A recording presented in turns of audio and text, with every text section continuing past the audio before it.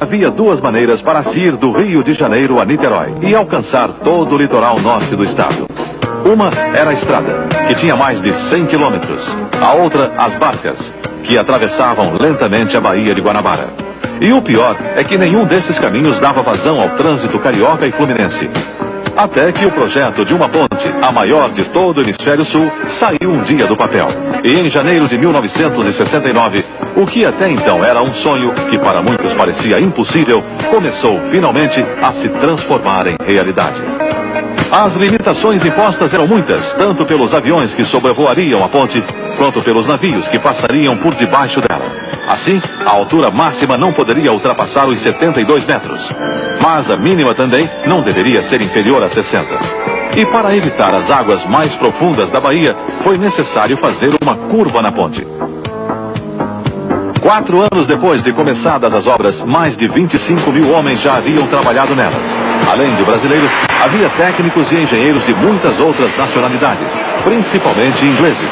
E para a construção do vão central da ponte, que seria o maior do mundo, foi preciso fazer uma linha de montagem especial na Ilha do Caju, onde trabalhariam 6 super guindastes, cada um deles com capacidade para deslocar 35 toneladas. Pela primeira vez, foi usado um tipo de chapa de aço com 60 milímetros, 6 centímetros de espessura. E aos poucos, os 176 metros e as 3.500 toneladas do vão central iam tomando forma. Para ser levada ao lugar onde ficaria encaixada, a imensa estrutura foi levantada por 2 outros guindastes especiais. E uma das maiores dificuldades foi navegar com aquela enorme peça por uma das baías mais movimentadas do mundo, num trabalho de sincronização entre os engenheiros e as autoridades portuárias, que tinha de ser perfeito. Mas os contratempos seriam muito maiores do que se imaginava a princípio. Uma tempestade vinda do oceano, junto com fortes ventos, quase transforma o vão em um gigantesco bate-estacas, ameaçando destruir todo o resto da obra que já estava pronto.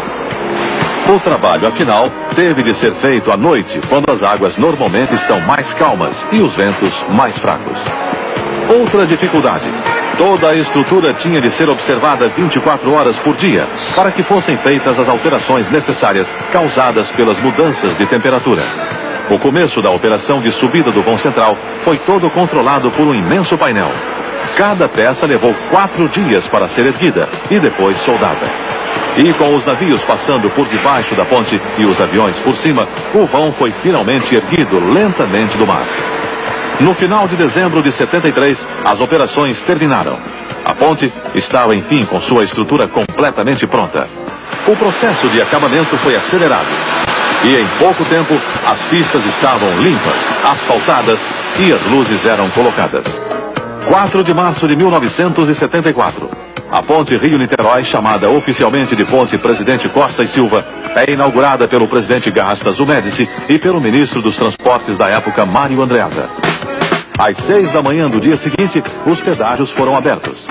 E nas primeiras 24 horas de funcionamento, 37 mil veículos já haviam ultrapassado aqueles 13 quilômetros feitos de aço, cimento, asfalto e do trabalho incrível de milhares de homens